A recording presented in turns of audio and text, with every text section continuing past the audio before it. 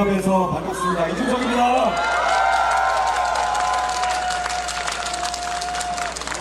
제가 원래 목 관리를 잘하는 편인데 이번에 워낙 대구에서 발음이 열렬해가지고 어제 목을 거의 다 소진해가지고 지금 이 모양 이 꼴이 됐습니다. 그래도 여러분을 만나서 오늘 드릴 말씀은 꼭 드려야겠습니다. 왜냐? 사실 이 공간, 바로 이 공간, 저에게는 3년 전에 특별한 추억이 있는 공간입니다. 그때 제가 윤석열이라는 사람 한번 만들어 보려고 계속 뭐라고 그래가지고 저기 울산에서 제가 그때 만나가지고 당신 이렇게 해라 약속받고 와가지고 요 바로 뒤에 있는 하트 구종을 하면서 윤석열 생일 케이크도 주고 그랬습니다. 그런데 여러분 아시는 것처럼 3년이 지나가지고 이 사람 대한민국 통째로 망가뜨려 버렸습니다. 제 입장에서는 매우 기분이 상하고 제 젊은 시절의 노력이 정말 부정당하는 그런 느낌입니다. 여러분 아마 비슷한 안타까운 마음 가지고 있을 겁니다. 그래서 저는 결심했습니다. 다시는 대한민국의 대통령 만드는 일이 아니라 제 스스로 대통령 돼가지고 나라 바꾸겠습니다.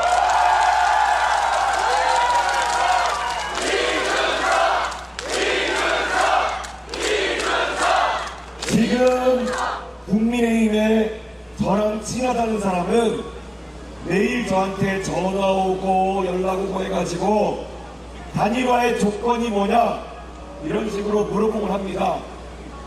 그런데 저는 일관되게 답합니다.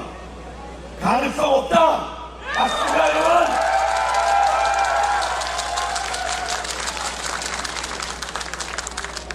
왜냐하면 저는 솔직히 지난 3년간 어떻게 어렵게 만들어놨던 젊은 세대가 정치에 관심을 갖도록 만들어서 그놈의 당을 바꿔보려고 노력했었는데 제가 다시는 그런 일을 할 엄두를 내지 못합니다. 그 당은 고쳐질 수 없는 당이다. 저도 확신하고 여러분도 확신하지 않습니까?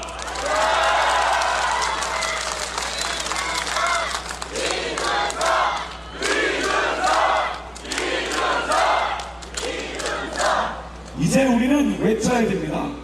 주변에서 국민의힘을 개혁해서 어떻게 해보자 이런 얘기한 사람 있다면은 단호하게 이야기해 주십시오. 고쳐보려고 그렇게 노력했는데 더 이상 고쳤을 수 없으면 갖다 버리고 새로 차려야 되는 거 아니에요? 맞지 않습니까, 여러분?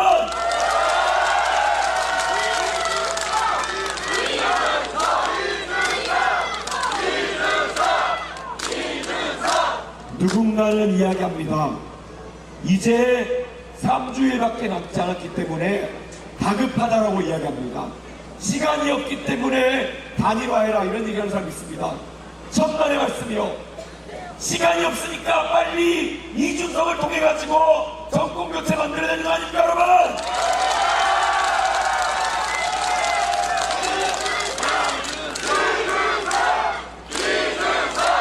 그 유일하고도 당연한 방법, 그 정답 하나만 빼놓고 지난 6개월 동안 얼마나 뺑뺑이 돌면서 시간을 낭비해왔습니까?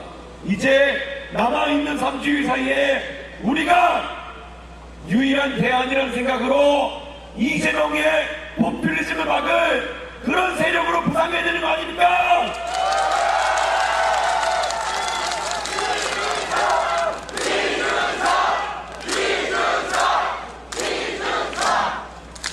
저는 이재명이라는 사람을 비판할 때 구질구질한 얘기 하지 않습니다. 그 사람이 가족 간에 얼마나 재미있는 대화를 했는지 이제 그런 것도 중요하지 않습니다. 그걸 온 국민이 알고 있고 이제 제가 지적하는 것은 그 사람들이 앞으로 부산의 미래를 놓고 대한민국의 미래를 놓고 여기 가서는 이런 소리하고 저기 가서는 정반대를 딴 소리하고 그런 장난치는 것들을 잡아내려고 합니다. 그것만으로 이재명은 충분히 상대할 수 있습니다. 자, 오늘 이재명 후보가 부산에 와가지고 예전에 산업은행 부산 이전 이슈 관련해가지고 정치권에 말이 많았는데 그거를 못하겠다고 이야기하면서 대신 HMM 옛날 현대상선 본사를 부산으로 가져오겠다고 했습니다. 뭐 나쁜 얘기는 아닙니다. 그렇게 할 수도 있고 옛날에 독재정권 같았으면은 손가락 하나 까딱해가지고 본사 옮기는 거 가능했을 겁니다. 그러면 부산에 한 일자리 100개, 200개 생겼을 겁니다. 그런데 여기서 중요한 것은 이재명 후보가 서울에 가서는 주식 투자하는 사람들 표를 받으려고 상법 개정안이라는 것을 이야기했습니다. 상법 개정안이라는 거에 따르면은 대주주나 경영자가 마음대로 회사의 판단을 좌지우지해가지고 일반 주주들의 이익을 거기에다 손해를 보게 하면은 안 된다는 겁니다. 그러니까 쉽게 얘기하면은 그런 식으로 막무가내로 정치에 따라가지고 어떤 판단을 내려가지고 상장기업의 가치를 건드리면 안 된다 이런 말입니다. 만약에 이재명이 상법 개정안에 찬성한다고 하면은 자기가 대통령이 되면은 사기업에 가까운 HMM을 옮긴다는 말을 하면은 그게 모순이라는 겁니다. 거짓말쟁이 아닙니까 여러분? 지금 일시적으로 HMM이라는 회사의 지분이 공적 자본이 많이 들어가 있는 상태인 건 맞습니다. 그런데 얼마 전에 민영화를 시도하다가 잘 안 돼가지고 일시적으로 공적 자본이 많이 들어가 있는 상태입니다. 민영화 되면 어떻게 되겠습니까? 원래 계획대로 민영화 단계를 완성시키면은 이재명이라는 사람이 대통령이 되든 부산시장이 되든 뭐가 되든 간에 개입할 수 없는 겁니다. 그러니까 말 그대로 그냥 뻥을 친 겁니다. 누굴 상대로? 절박한 부산 시민 상대로 뻥을 치려고 하는 겁니다. 이러면은 심판을 하지 않겠습니까 여러분?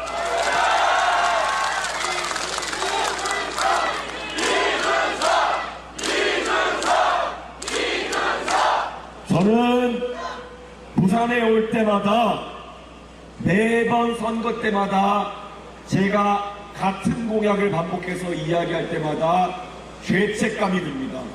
왜냐? 지난 대통령 선거에서 지방선거에서 부산 시민에게 제가 약속했던 것들 윤석열이라는 사람이 저를 쫓아내면서 제가 하나도 도와드리지 못했습니다. 제 잘못은 아니지만 저는 스스로 그래서 이 자리에 서면은 부끄러움과 죄송함을 느낍니다. 그런데 이재명이라는 사람은 의석이 190석 가까운 의석을 컨트롤할 수 있는 사람인데 이 사람은 그 의석을 가진 힘을 어디다 썼습니까? 부산을 발전시키는 것에다 힘을 썼습니까? 아닙니다. 그 사람은 자기 방탄, 자기 와이프 방탄, 자기가 범죄자가 되는 것을 막기 위한 것에 모든 권력을 쓴 사람입니다. 그런 사람이 지금 부산에 와서 백지수표를 든다 그러면은 우리는 더 이상 속으면 안 되는 겁니다. 이제는 심판해야 됩니다, 여러분!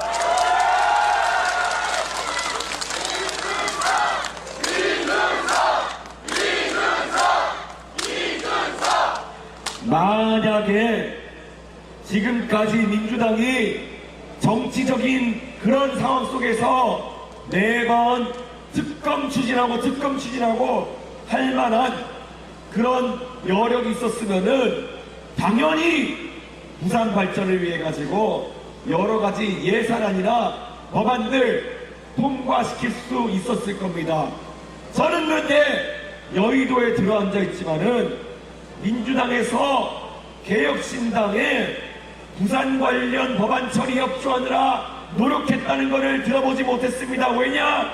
그들에게 부산은 그저 계속 발전하지 않고 선거 때마다 똑같은 공약을 팔아먹으며 자기들에게 표만 찍어줘야 되는 그런 존재이기 때문입니다. 이제는 부산 시민들이 거부해야 되지 않겠습니까?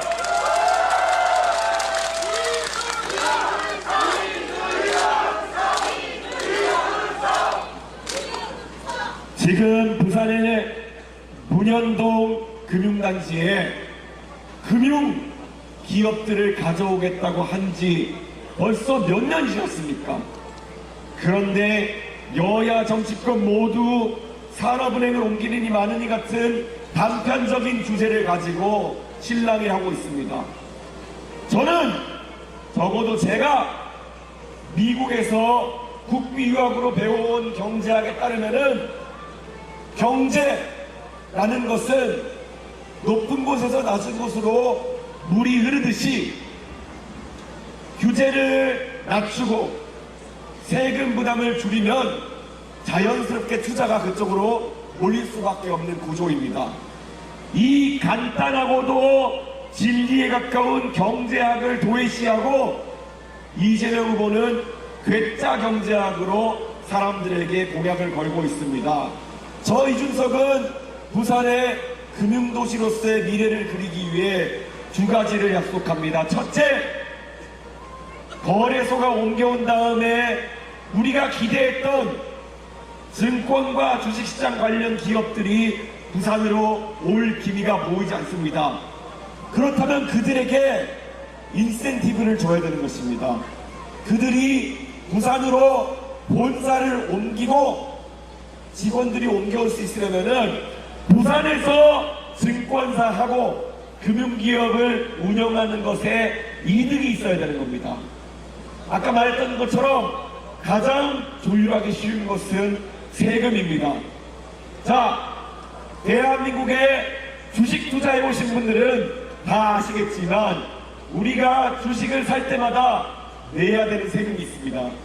바로 증권거래세입니다.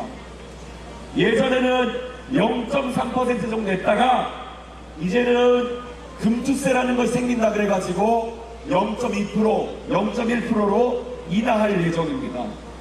그런데 이번에 젊은 세대의 반대로 인해 가지고 금투세 도입이 이제 안 되게 됐습니다. 그러면은 증권거래세는 다시 올리자는 얘기가 대두될 것입니다. 저는 부산에서 만약에 어떤 증권회사가 본사를 두고 증권회사를 운영할 생각이 있다면 부산의 금융특구에 자리하는 그 증권사와 거래하는 고객들에게는 더 낮은 증권거래세로 거래할 수 있도록 하겠습니다. 그렇게 되면은 부산의 증권사들이 이전할 것입니다. 그렇지 않습니까, 여러분?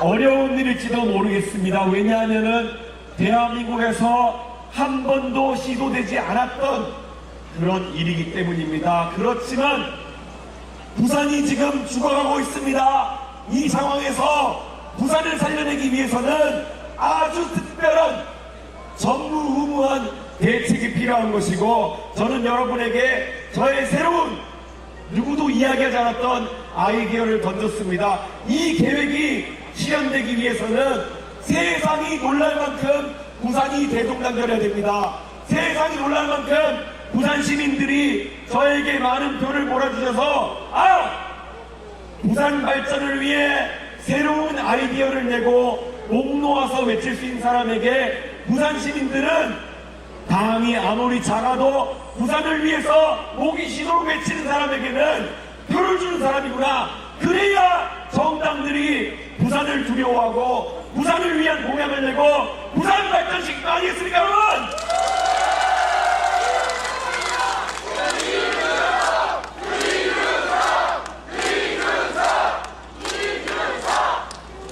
부산이 앞으로 조선소가 무엇이 들어올 것이냐, 그것을 궁금해하시는 분들이 있다면은 저는 부산이 제일 잘하는 것을 해야 된다라고 생각합니다. 부산이 어떤 도시입니까? 문화가 뽑히는 도시가 되어야 됩니다. 국제영화제 같은 것들이 성공적으로 개최되지만은 거기에 문화를 더 더해야 되는 것입니다. 부산 시민들이 가장 사랑하는 게 뭐가 있겠습니까? 야구 아닙니까? 어딜 가서도 롯데자이언츠 경기가 TV에 나오면은 가던 발걸음을 멈추고 그것을 보면서 항상 부산 사람임을 자각하는 것이 부산 시민들이라면은 그 문화, 부산 사람들뿐만 아니라 전 세계 사람들이 누릴 수 있도록 더 큰 공간을 열어야 되지 않겠습니까, 여러분?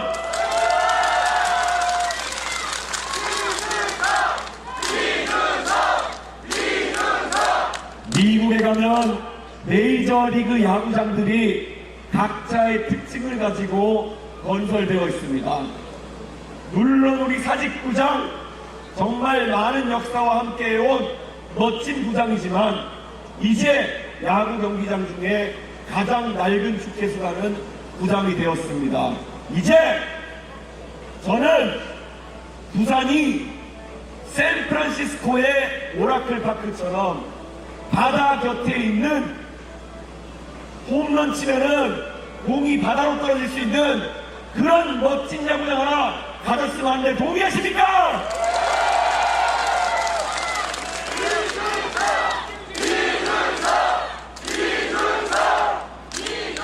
이제 누군가가 대한민국의 야구 경기가 궁금하다고 하면은 무조건 부산에 가봐라. 부산에 가보면은 미국의 샌프란시스코 자이언츠가 쓰는 거기도 자이언츠입니다. 그 오라클 파크보다 더 멋진 바닷가 구장이 있는 부산, 그 그림이 그려진다면은 우리는 이번 선거에서 힘을 합쳐서 이뤄낼 수 있습니다. 부산이 진짜 잘하는 것을 더 잘할 수 있게 여러분께서 힘을 모아주시겠습니까?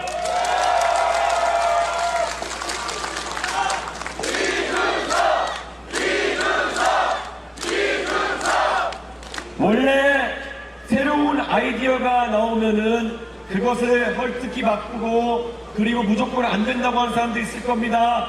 벌써부터 부산 북항 야구장 계획에 대해 가지고 바람이 너무 많이 분다 이런 얘기하면서 반대하시는 분도 있습니다. 미국에 있는 샌프란시스코 자이언츠 구장은 바람이 안 분답니까? 거기도 바람이 붑니다. 원래 야구라는 경기는 홈팀이랑 원정팀한테 동일한 조건이 적용되는 게 야구장입니다. 만약에 바람이 많이 불어가지고 부산 야구장에서 치면 홈런이다. 그러면 그것도 재밌는 야구 아닙니까, 여러분?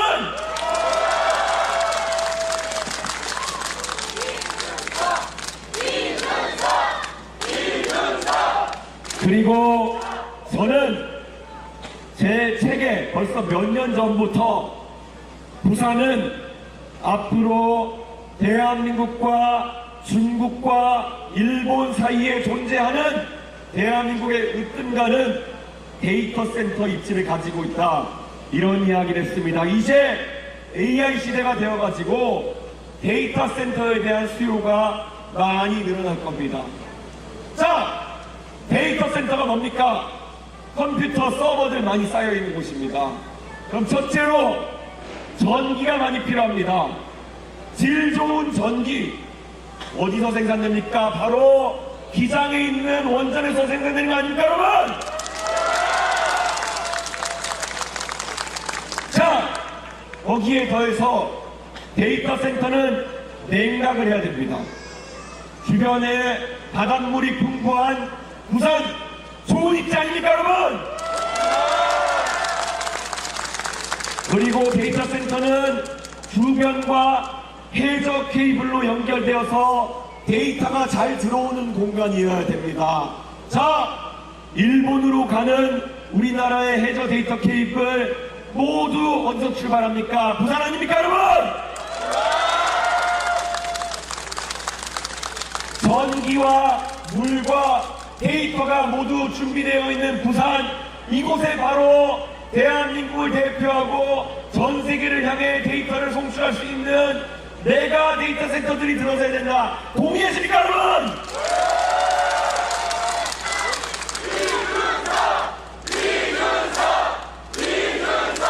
어떤 분들은 어디서 들으셨는지 모르겠지만 데이터 센터 그거 지어봐야 전기만 먹고 일자리 창출은 많이 되지 않는다, 이런 얘기를 하시는 경우도 있습니다. 천만의 말씀입니다. 메가 데이터 센터에는 수십 명, 수백 명의 우수한 관리 인력들이 근무할 수밖에 없고, 그 데이터 센터의 유지보수를 위해 가지고 주변에 많은 IT 기업들이 입주할 수밖에 없습니다. 그런 현실 속에서 막무가내로 데이터 센터 거부하고 이런 사람들이 이 계획을 음해할지 모릅니다. 하지만 저는 확신을 가지고 있습니다. 부산이 앞으로 문화와 함께 IT, AI, 최첨단 기술이 자리 잡기 위해서는 오늘 여러분에게 제가 설명드린 것처럼 아주 구체적인 계획으로 부산 발전을 이끌어 나가야 됩니다. 그게 누굽니까? 바로 이준석 아닙니까, 여러분?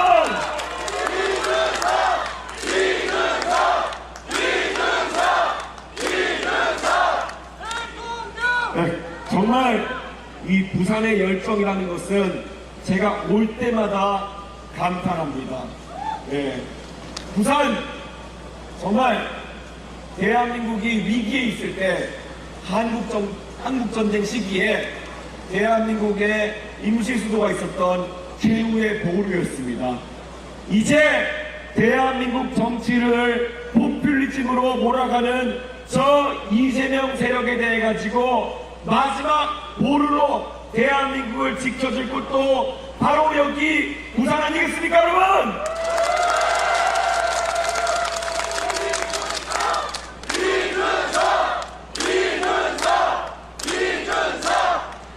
제가 유세 현장에 가면은 요즘 매번 하는 이야기가 있습니다. 주변에 다른 분들이 아직까지 누구 뽑아야 될지 결정 못했다, 이렇게 말씀하시는 분이 있으면은 이거 한번 물어봐 주십시오.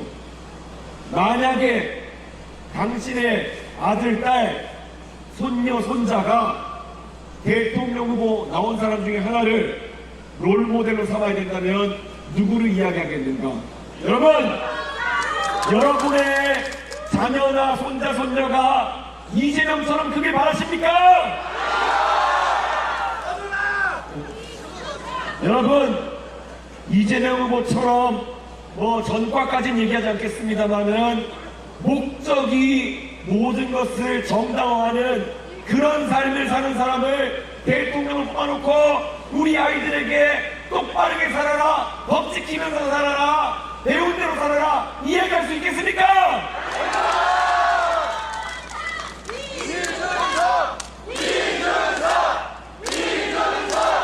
대통령은 대한민국을 대표하는 자리일 뿐만 아니라 대한민국의 얼굴입니다. 어떤 사람이 됐느냐에 따라 가지고 우리 아이들이 이렇게 할 겁니다. 아니, 대통령도 욕하고 안말하던데 나는 하면 안 됩니까? 이게 대한민국 아이들의 기준점이 돼가지고는 곤란하지 않겠습니까, 여러분?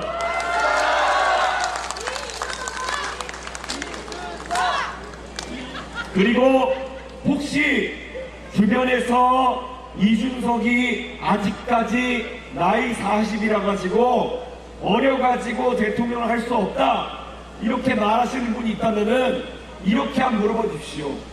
아니, 그러면은 이준석이 나이가 40이라서 안 된다 그러면은 그 대안이 74살의 김문수 후보냐, 이렇게 물어봐 주시면 말이 안 되지 않습니까, 여러분?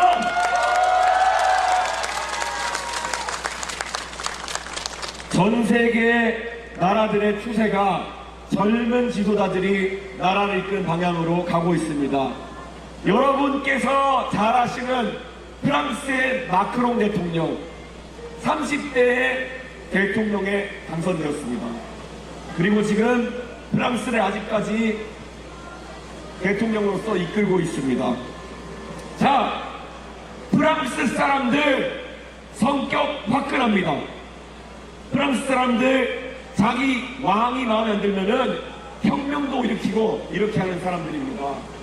그런데 우리 부산 시민들께서 프랑스 국민들에 비해 가지고 박근혜 가면은 뒤처지지 않는 분들이다 이렇게 생각합니다. 맞습니까?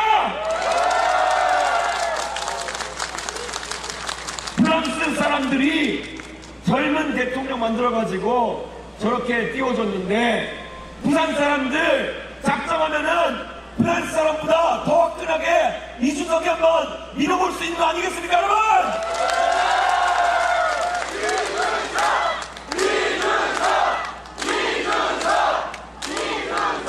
많은 분들이 개혁신당이 의석수가 3개밖에 없어가지고 제가 대통령이 되어도 이재명이라는 사람이 자꾸 괴롭혀가지고 할 일 못하는 거 아니냐 이렇게 얘기하시기도 합니다. 그런데 프랑스의 마크롱 대통령도 대통령 됐을 때 의석이 없었습니다. 그런데 뭡니까? 젊다는 게 뭐겠습니까? 저는 지금까지 제가 해온 대로 진영 싸움하지 않겠습니다. 논리적으로 옳고 그름을 따져가지고 저는 당당하게 만약에 민주당에서 제가 옳은 일을 했는데 반대한다고 생각하면은 민주당의 지도자에게 우리 한번 그러면은 TV 생중계 되는 곳에서 누가 국민들을 위해서 옳은 판단을 하는 것인지 한번 토론해 봅시다. 이렇게 얘기하겠습니다. 이렇게 저는 새로운 협치 모델을 만들어서 대한민국 정치 이제 국민 속썩이지 않도록 그렇게 만들어 보려고 합니다. 윤석열 대통령이 실패했던 것은 이 협치하는 법을 몰랐고 시도도 하지 않았기 때문입니다. 저는 윤석열과 다릅니다. 저는 합리적인 토론을 통해 가지고 대한민국의 당파와 이념을 가리지 않고 사람을 골 쓰고 대한민국 국민들 보는 앞에서 당당히 토론하고 옳은 길을 찾아서 제시하겠습니다, 여러분!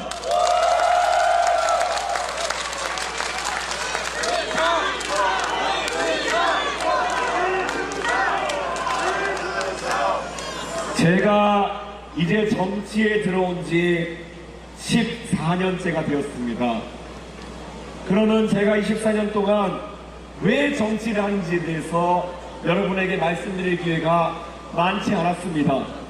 왜냐하면은 TV에 나가면은 맨날 물어보는 게 윤석열 대통령 얘기거나 아니면 단일화 어떻게 생각하냐 이런 것만 이야기하기 때문에 왜 정치인 이준석이 이렇게 어려운 길을 걸으면서 정치를 하는지에 대해서 말씀드릴 기회가 적었습니다. 오늘 여러분께 말씀드리고 싶습니다. 저 사실 정치할 생각도 없었던 컴퓨터 프로그래머였습니다. 그런데 저에게 우연하게 박근혜 대통령이 정치를 할 기회를 줬습니다. 자, 저희 어릴 적으로 되돌아가보면은 저희 아버지 어머니 대구 출신으로 서울에 상경해가지고 대학 다니고 졸업해서 만나서 결혼해서 돈이 많진 않아가지고 서울의 지하철 4호선 동점에서 저를 키우면서 살았습니다. 그런데 대한민국의 일반적인 아버지 어머니들이 그러셨던 것처럼 정말 지하철 동점에서 신혼생활을 시작하지만 언젠가는 조금 더 대한민국의 중심부로 올라가가는 그런 꿈이 있었고 그래서 그 유일한 방법으로 선택했던 것이 아버지 어머니 당신들이 외식할 돈 한번 줄여가지고 아이들 교육에 투자하겠다. 우리 아이들에게는 조금 더 나은 교육을 시켜보겠다. 나중에 내 아이들은 더 좋은 교육 와서 더 좋은 직업을 갖도록 하겠다. 이 일념 하나로 교육에 투자했습니다. 이게 아마 저희 가족만의 이야기는 아닐 겁니다. 여기 계신 모든 어머니, 아버지들의 똑같은 비전이었을 겁니다. 내가 오늘 조금 덜 쓰더라도 나중에 내 아이가 더 행복해질 수 있다면은 모든 것을 투자하는 것이 대한민국의 정신이었고 지금까지 대한민국에 올 수 있었던 원동력이었습니다. 그래서 저희 아버지 어머니가 교육에 대한 많은 투자를 해주신 덕에 저는 과학고도 가서 공부도 하고 나중에 나라 돈으로 미국에 가가지고 세계의 수재들과 같이 공부하는 영광도 겪었습니다.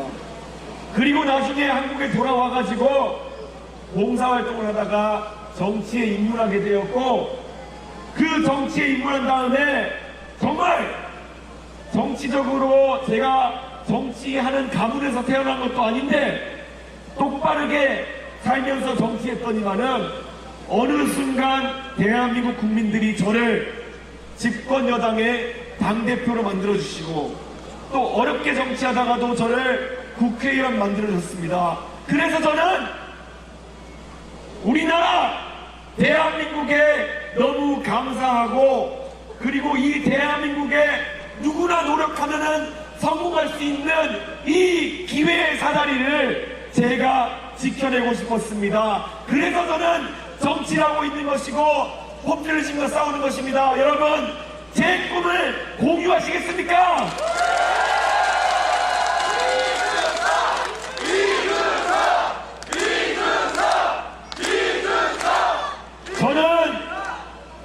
저는 제가 아무 혈연관계가 없는 어느 아이라 할지라도 누군가가 정말 어린 나이에 공부를 포기한다는 얘기를 들으면은 제 동생인 것 마냥 마음이 아픕니다. 왜냐하면 대한민국에서 어린 나이에 공부를 포기한다는 것은 나중에 그 아이가 꿀 수 있는 꿈의 크기가 제한된다는 것입니다. 그래서 저는 다른 많은 사람들이 입시를 쉽게 하겠다, 공부를 덜하게 해주겠다, 시험 범위를 줄여주겠다 이런 이야기를 공약할 때도 저는 누가 싫어한다 해도 저는 우리나라의 아이들이 더 열심히 공부해야 되고, 공부하고자 하는 학생에게는 제가 모든 지원을 아끼지 않겠다는 이야기를 합니다. 제 생각이 들렸습니까?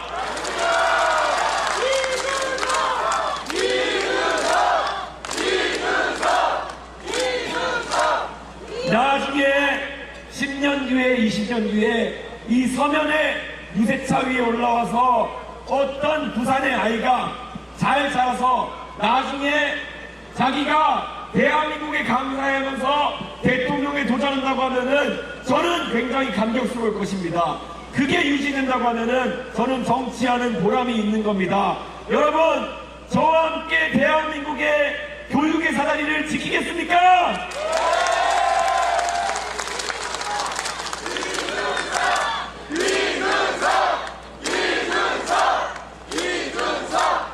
진짜 저는 제가 방금까지 말씀드렸던 대한민국의 문화를 지켜나가고 싶습니다.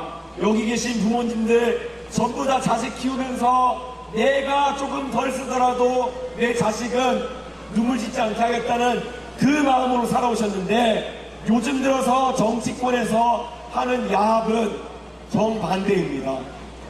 최근에 국민연금 개혁안이라는 것이 통과되었습니다. 말만 개혁이지 내용을 들여다보면은 젊은 세대에게, 아니면 아직 태어나지도 않은 세대에게 부담을 떠넘기는 선택을 여야가 야합으로 한 겁니다. 자, 이 여야 양당의 거대 양당이 합의한 것이 대한민국의 정신과 정반대 방향이지 않겠습니까? 지금의 기성세대가 연금을 더 받아가고 그 부담은 태어나지도 않은 젊은 세대에게 떠넘기겠다는 이 생각, 미래 세대를 위해서 우리가 희생해야겠다는 그런 생각을 했던 지금의 아버지 어머니들의 생각과는 너무 다른 합의 아닙니까? 왜 태어나지도 않은 미래 세대한테 그런 부담을 떠넘기면서 개혁이라고 포장하는 것입니까? 저는 오늘 이 자리에서 이야기하겠습니다. 만약에 제가 이런 얘기를 해가지고 표가 떨어진다고 해도 저는 관계없습니다. 이준석 정치하면서 최대한 미래 세대에게 부담을 떠넘기지 않는 그런 정치를 하겠습니다.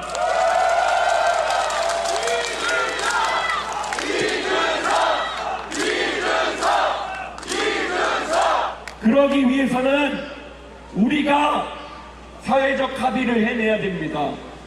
지금 대한민국의 복지 꼭 필요한 곳에 쓰이고 있는 것도 있지만 낭비되는 것들도 많습니다. 제가 최근에 의료보험 통계를 찾아보니까 1년이 365일 아닙니까? 그런데 1년에 366번 이상 병원을 가는 사람이 수천 명이 있다고 합니다. 대한민국에. 자, 이런 식으로 건강보험 재정이 새는 것을 막겠다는 얘기 어떤 정치인이라도 해야 되지 않겠습니까, 여러분?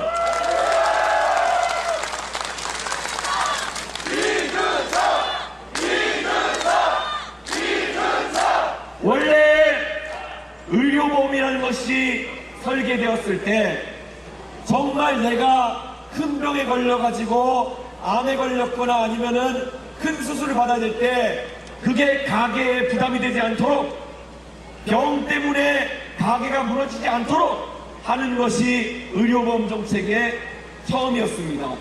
근데 지금은 양당이 선심성이 계속 혜택을 늘리다 해서 이제는 1년에 366번 이상 병원 가는 사람들이 이 혜택을 다 고갈시키고 있습니다.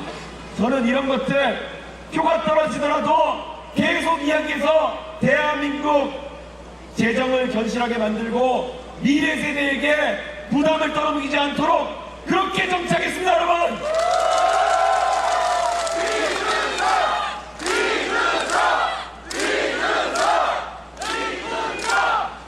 이재명 후보가 최근에 말도 안 되는 경제학을 바탕으로 해서 혹세무민하고 있습니다. 이재명 후보가 본인이 무슨 엔비디아 같은 회사를 만들어가지고 그 30% 수익을 배당으로 받으면은 세금 안 내도 된다는 식으로 혹세무민하고 있습니다. 이걸 하버드 나온 제 친구들한테, 월스트리트에 있는 제 친구들한테, 실리콘밸리에 있는 제 친구들한테 보내주니까 이 사람 뭐하는 사람이냐고 물어봅니다. 뭐하는 사람이긴요. 대한민국을 속여먹는 것을 여사로 하는 그런 정치인 아니겠습니까? 여러분, 이제는 심판해야 되는 거 아니겠습니까?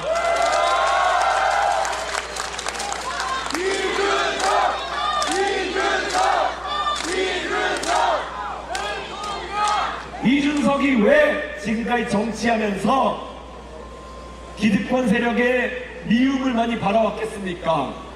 그들이 뻥치고 거짓말하는 것을 넘기지 않고 조목조목 제가 지적해서 얘기하니까 얼마나 불편했겠습니까? 그런데 그들을 맡기면은 국민들이 불편해지는 것이기 때문에 저는 항상 제자리에서 할 말을 하고 바른 소리를 했습니다. 이게 싸가지입니까, 여러분? 오히려 최근 며칠간 국민의힘에서 자기들이 선출한 후보를 뜯어내려 그러고 자기들끼리 내보는 모습 보이고 홍준표 시장한테 내가지고 막말하고 이런 게 진짜 나이 60 먹은 싸가지 없는 사람 아닙니까, 여러분?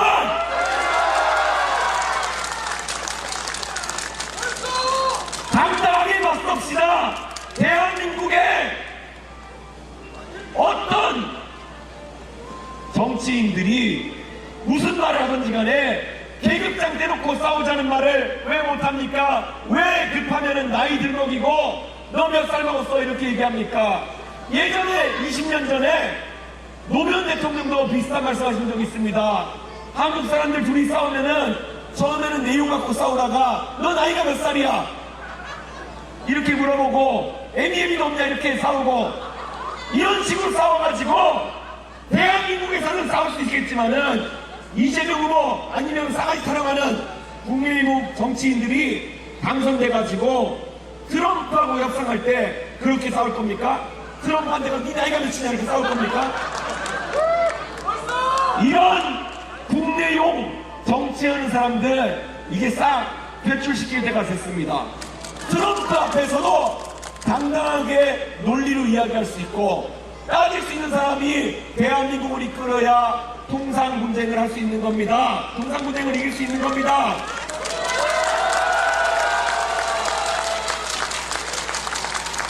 국내에서는 방구석 여포처럼 정말 다른 사람을 탄압하는데 앞장서면서 중국 앞에만 서면은 CSA 이런 거 하는 사람들, 예, 그런 게 바로 이중인격 아닙니까, 여러분?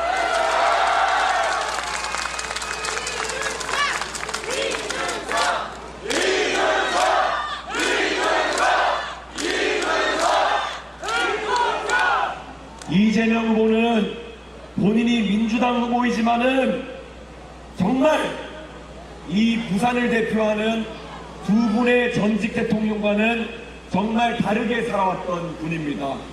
자, 부산을 대표하는 정치인 중에 하나 김영삼 대통령 독재에 맞서가지고 할 말 다 하고 살았던 분 아닙니까? 밤에 목을 비틀어도 새벽을 온다. 그게 바로 청년 김영삼이 주장했던 거 아니겠습니까, 여러분? 노무현 대통령이 뭐라고 했습니까? 노무현 대통령 누구보다 당당하게 서슬퍼런 상황에서도 이 있습니다. 손들고 할 말 다 했던 사람 아닙니까?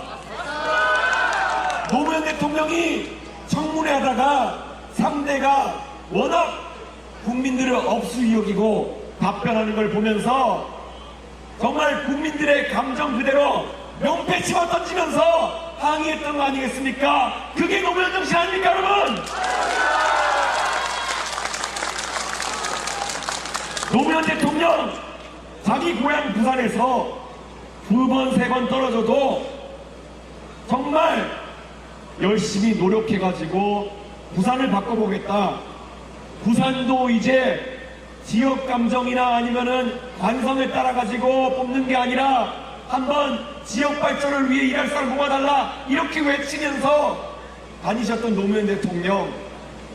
어려운 것과 불리한 것을 다 감수하면서 똑바르게 정치했던 노무현 대통령. 자, 그에 비해서 이재명 후보 어떻습니까?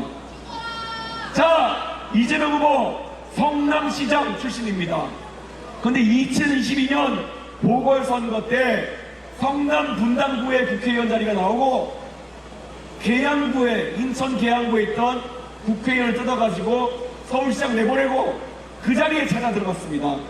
자기가 연고지인 성남 분당 출마 안 했습니다. 왜 그렇겠습니까? 방탄해야 되는데 떨어질 거가 도망간 겁니다. 그렇지 않습니까, 여러분? 민주당 후보라면은 적어도 노무현 정신에 먹칠을 할 만한 행동을 하는 사람을 후보로 뽑아서는 안 되는 겁니다. 자,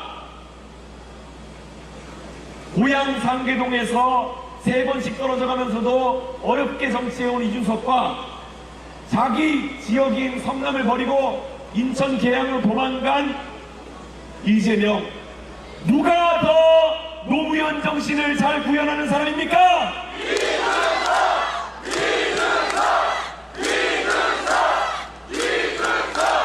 이 부산 서면의 거리에서 저는 당당하게 외칩니다. 부산 시민들이 사랑했던 두 분의 전직 대통령, 김영삼 대통령과 노무현 대통령의 당당함을 계승할 수 있는 떳떳한 후보는 바로 저 기호 4번 이준석입니다, 여러분!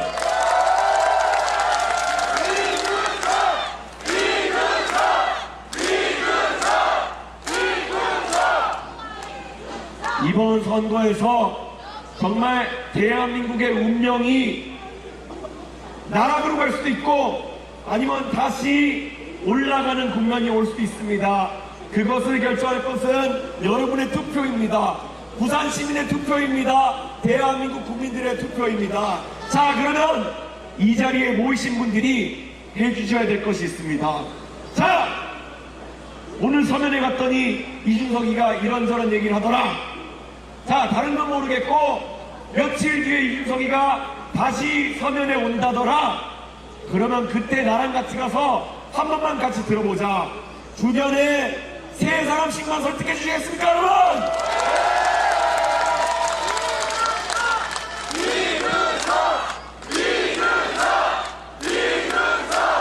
다음에 왔을 때 3배로 모아놓으시면은 그 다음에 또 오겠습니다. 그러면 10배가 될 것입니다.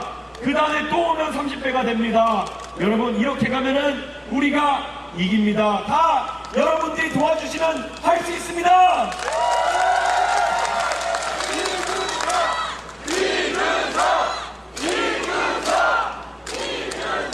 저는 앞으로도 정치 힘들게 해나갈 겁니다. 사탕 발린 소리 안 할 겁니다. 부산 시민들한테 거짓말하지 않을 겁니다. 저는 과장하지 않겠습니다. 그렇기 때문에 어려운 게 뚜벅뚜벅 할 겁니다. 왜냐? 저는 그렇게 사는 노무현 대통령 멋있다고 생각했습니다. 저도 그렇게 살겠습니다. 그런데 적어도 이 길이 외롭지 않도록 여기 계신 여러분이 함께 해주시겠습니까?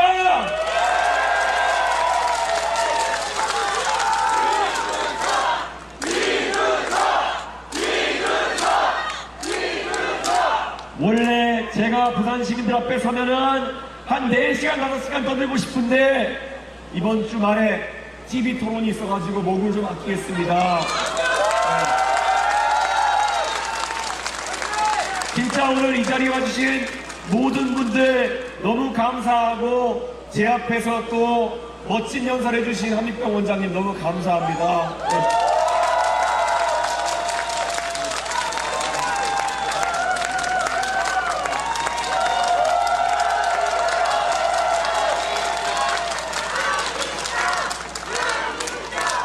예, 우리 한익병 원장님 전형적인 마산아재입니다.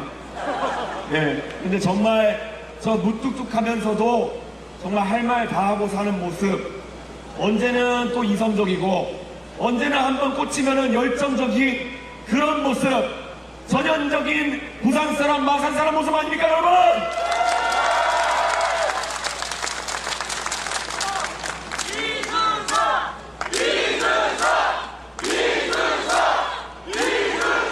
정말 감사하고 행복하고 이제 제가 남은 기간 동안 더 열심히 해가지고 여러분의 성원에 100배 1000배 보답하는 정치 하겠습니다. 감사합니다.